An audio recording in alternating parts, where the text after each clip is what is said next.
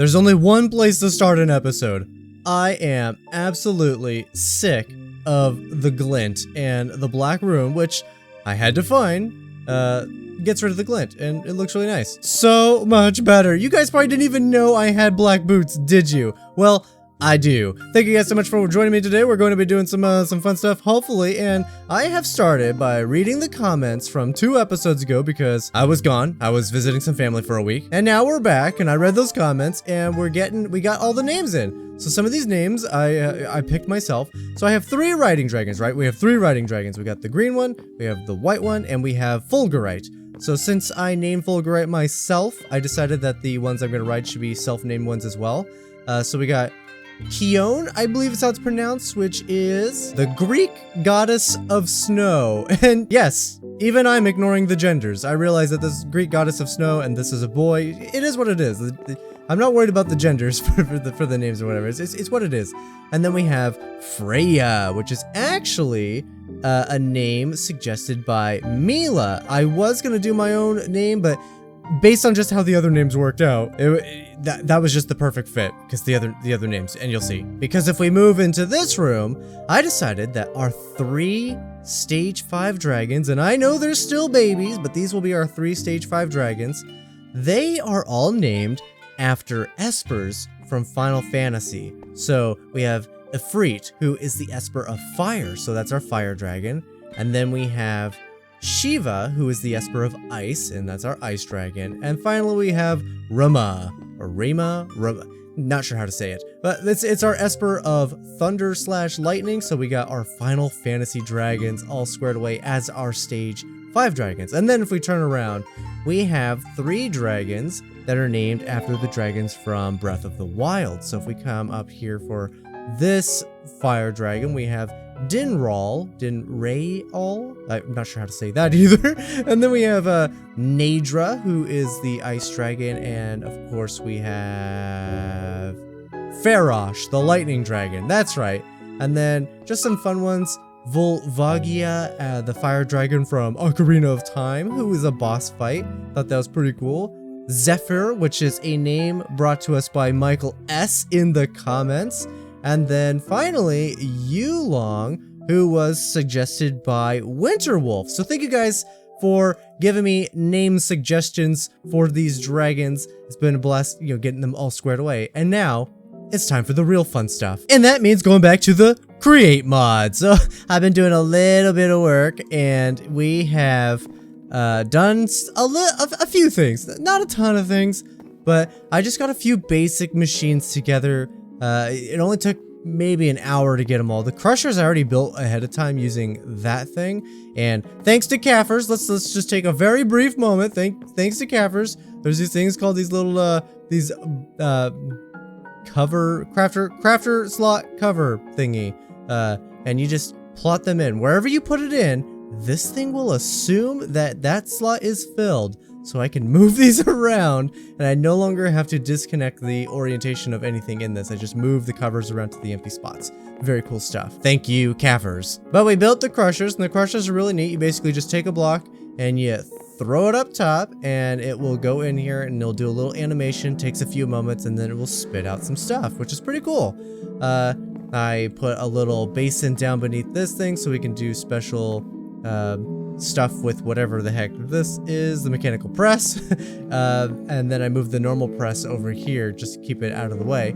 And this guy's really cool. We got us a blaze burner and the mixer thingy, mechanical mixer, because I needed to make something for a very particular tool, which we'll get to in just a moment. But to make the mixer work at the efficiency that we needed, we had to superheat this thing. So you make yourself a little catcher thing, this blaze burner. It's an empty cage. You go to the nether and you right click a blaze, and it will be captured. You just stick it down, you put it wherever you want, and it's good to go. But we need to superheat it. So I had to make this little system over here, and this is really interesting. If we take a bucket of lava and we right click that block right there, the item drain, the lava will go into that, and then through the power of this mechanicalness, I'm creating a pulling suction force. So it's drawing the lava down through here, through the pipe, and then with this one, I'm pulling the lava down this way. Now you're wondering, why didn't I just make a straight line go into this? Well, this only can hold a bucket and a half, and this can only hold 1 bucket. So 2.5 buckets, and you really can't use anything with the half bucket. So the pipe is actually going to the backside and getting stored in this awesome fluid tank reservoir thing. And you can see capacity is 144,000 millibuckets, or 144 buckets. Really, that's all it says, 144 buckets. So I can stick 144 buckets in this thing, and we of course are running multiple water wheels linked together to run into this guy. So I got a little converter thing, and I can adjust the speed so we can pump this thing's speed up to make it work as efficiently as possible. And, basically, what we do from this point is we use that little thing to create. Well, I don't have any on me, but it's basically it's this thing. It's the blaze cake base, and you stick the base down here, and then this thing, if it has lava, and it will flow into it automatically, and it will create these blaze cakes. So I made a stack of them. You can see I've used a few, and I'll just use one. I'm not. It's gonna be wasted. But all you do is right-click this thing, and you see it activates. Now that thing is superheated. It's kind of like a piece of coal, so this will burn until it's out, and then so it's consumed. It's gone, and this thing is going. So it's a total waste to have stuck it in there. But effectively, you just throw whatever it is in here that you need, as long as it needs to be superheated, and this mixer will craft some stuff. And this right here is what I crafted. This little gun in my hand. It's pretty cool. It's called the Handheld BlockZapper, and it does a lot of stuff. You can see this little thing showing up. I've given it all of the upgrades it can take for the best upgrades, and you can see it reaches a very long ways. In fact, it can reach 100 blocks of distance, and right now it's set to stone bricks, as you can see by the little icon next to the gun on the hotbar. So if I right click here, I have it set for a percentage chance, so it'll probably take a while. There it goes. We have ourselves some block placed, and if we shift right click this thing, you can see we're on 25%, 50%, 75%, or solid, which is just 100%. And so basically it places down a block wherever we want it, right? And you can, I think there's a way to pick these stuffs up, but I don't know how to pick it up with these. There's just shift right click, and then left click doesn't do anything, but I think left clicking a block is what changes the block type that it will place. So as long as the item's in your inventory, it'll place it. And we've gone back to the dragons. Hold on, let's go back to let's go back in here. And then back here in the inventory, I have not tried this, but I think because I'm max whatever, this will control how many blocks gets placed down. It goes to a maximum of 7. So if I take this, oh yeah, look at that, a 7 by 7 area. Okay, that is way too much, but you can see how you can get a lot of work done pretty quick with this. Like if I just bam like that, and then you can of course build upwards with it, and the other things will apply to it. So very quick way to build. And yes, my block sounds are turned off because the stupid muffler mod isn't working, and I can hear my villagers, and it's very annoying. But the most interesting feature is this one right here, replace mode. So we can select this, and we can do it on any percentage, right? If we want to just do 25%, we just want to have a little bit of a blend, right? Just a little bit. We put it on 25%, and effectively we can just spam click and use it 25% of the time. It's only replacing a few of them. Now, there's definitely going to be a trick to this to make it nice, so it's it's not all over the place random like this. But I'm hoping maybe, just maybe, we'll be able to use this tool to possibly make building and randomization just a little nicer. I'm not sure if it's going to be as good as just the artist's touch, but I built it. I want to see, so we're gonna find out today. Okay, so we're gonna very briefly just hang out in a creative world because I really want to show you what this gun does, right? So effectively we can I think it's just left click, yeah, right, we just left click a block that assigns it, so we can left click any of these other blocks and it changes what the gun is using. So we're gonna go with andesite real quick. We're gonna shift right click, we're gonna click the replace mode, and I'm gonna do, let's say 50%. And then I can choose a side up to 7. So we'll do the largest so you can see. And effectively, you see the big area that it's targeting. But when you right click, only 50% of these blocks should change. But there we go. See, we got 50% change. And then see how we're targeting the andesite now, and it's only hovering over andesite. So nothing will change because obviously we're selected on andesite. But we could go through and effectively give this thing a random pattern, and then we can select, let's say we want to go, let's get some stone blocks in here, and just based on which one we're targeting, so you see the this guy, it'll only affect those guys, and then this guy would only affect those, and so we're still on 50% here. So we can change this if we really wanted to, and get a different level of blend. You see that one, 50% hit all of those pretty much. And then there we go. So let's grab, let's get this guy, and then let's change this to 25%. And then you see how you could just kind of just shoot the gun and make it truly feel random. And then all of a sudden I just have this really lovely textured wall that just, it feels so random because, well, it is random. And speaking of random, I kind of left my dragons out overnight in an area where there's a chunk loader. Fortunately, the only dragons affected are the ones that I intend to get to stage 5. So we got 3 big dragons over there, and I got these 2 sitting out over here. So these are going to be my riding dragons, and they're at 34, 35-ish days old. I think this one's 35 days old over here. Yeah, 35 days. They need to be 50 days, so I can feed them the thing, and then they'll stop growing. Those guys just need to get super big, so I figured we would just bring them out here and let them kind of chill out as I work on this thing over here. Now, this place is a little tricky, right? Because I want to set it up in so all the doorways and everything's connected the way it's supposed to be before I decorate, right? Because I want to make sure that everything's actually truly connected before I spend a bunch of time making something pretty only for it to not actually connect correctly. So I want to make sure all the connections are 100%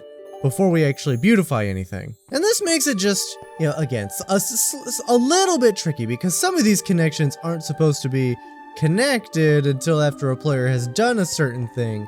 So, that's something we got to think about. Like this door right here, this is going to be sealed off right here, right? Because I want it to be set back far enough that a player knows that there's going to be something here, but a door's in the way. So this door will eventually open, and that'll take us to an immersive portal. So we got to do an immersive portal here. We need to do a gantry door here. This gantry door is going to need to be linked to the place that is connected to this. So this will open when you do the other thing. So the real trick is setting this up so we still have access to this while we're working, but after the fact, we can seal up the gantry door. And so basically, I need to build this thing in such a way that I can do it backwards to reseal everything. So let's see if I can do it. Now, last episode, I kind of alluded to having a room that can rotate the 360 degrees. So let's go over how exactly we do that. So you can see here, we have this room. It's got a bridge, it goes across. We may have touched on this an episode or 2 ago. And then we have right here, it's the same room, but now it's rotated. Now, obviously, it doesn't feel like the room is rotated because all we did was just walk over. And we can clearly see that it's just a room right next to another room. But we can really start to sell this illusion with the immersive portals. So we have to figure out a way, and this is probably gonna take me a little bit of brain power, so I might have to do this off camera and then come back to you and fully explain it. Like, I legit, when I was planning this out, I had to write it out on paper like 4 separate times and then build it 2 different times in a test world to wrap my head around exactly how to do this. So it is with portals, so we're gonna need a portal here and we're gonna need a portal on the other side.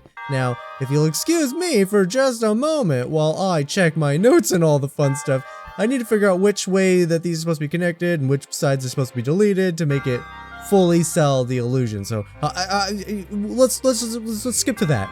Okay, bear with me. This is going to be a little confusing, and we're going to use the mini map to kind of help our brains understand what's happening here. Right, so this is the room. We will be coming down this bridge and entering this room. Now, the bridge is obviously right side up, and we can walk across it. And if we go counterclockwise in this room, nothing's gonna happen. You can see from our mini map, we're staying inside of this square room, right? So the trick is to go 1/4 through and then turn around, and all of a sudden it has rotated. And you can see from the mini-map, we have indeed teleported to the next room over. Now, the trick is that this portal that we came through is not a portal on either side. So no matter how many times we pass through, in no matter which direction, we are staying in this room. So the real trick is to go to the next portal, which would be hidden in this area. And this will also be, if you go counterclockwise, you don't leave the room. But as soon as you go clockwise, if you stop here and turn around, then this room will rotate to become that room over there. So, yeah, and basically if you start in that room, right, you're gonna walk through the portal, which means you're gonna come out right here.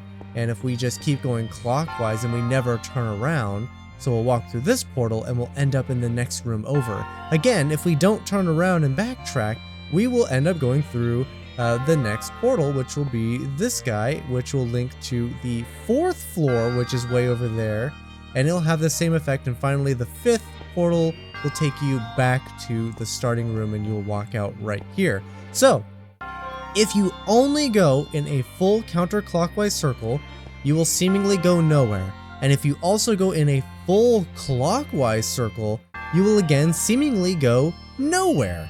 The trick is to realize that the room is four different sections, and that you're supposed to do one section at a time and backtrack. So it'd be very important for us somewhere in this dungeon, make that some kind of hint. That needs to be made into a hint, so by the time players reach this room, they realize that hint means something, and it means something to this room, because this will feel like one room when it's all said and done. So it's probably going to be pretty important to like make this room have something specific in it. I don't know, maybe a little statue of some sort. We got the Medusa head, so we can make statues. Like maybe we do, you know, a statue is related to the first twist, and and a different kind of statue means you've entered a second twist, and that'll be the hint for the player to realize it. So let me put the rest of the portals in now, and we will actually walk it, and you'll get to experience what I mean. Okay, as promised, we are going to rotate this room. So this is the entrance room, right? So we're going to be entering in through this room, and we're going to see this bridge. We're maybe going to have some lava down there. This is going to be an environment-heavy room. I want this to be a 3D space. I want players to have to think about this room in a 3D way, so as to navigate it. So the first bit should be pretty straightforward, right? It's just walking across the bridge,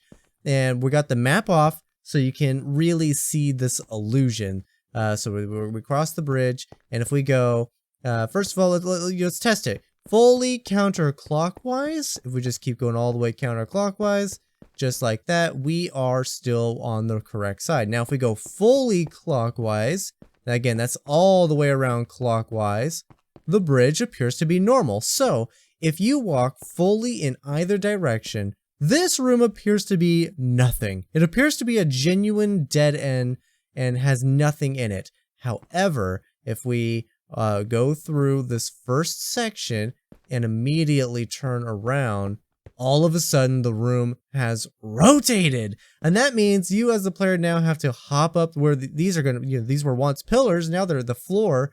See the pillars down there. Now, if the floor was indeed covered by lava, that lava is now going to be flowing down and flooding parts of this down here. So now maybe the ceiling, right, has a few blocks on it, and the idea is that you have to parkour across the ceiling now to get to the other side. And of course, the other side has some stuff that affects the larger puzzle at hand. So there's a bigger puzzle involved in this entire thing, but this room itself is a mini puzzle. And then the same thing, right? We pass through the first barrier and nothing happens because that's not this floor. So we're gonna pass through the second barrier, which is this one. And so once we pass through this one, when we turn around, we're gonna end up on a new floor. So this one will be the upside down floor. This one's going to be kind of fun, right? Because if the floor, which is now up there, was lava, it would be raining down And considering how wide our pathway is, this will not be enough of a shelter because the lava is going to reach the bottom and it's going to spread. So the whole floor is going to be lava. This is going to feel like just a curtain of lava with the floor being lava. That's what this is going to feel like.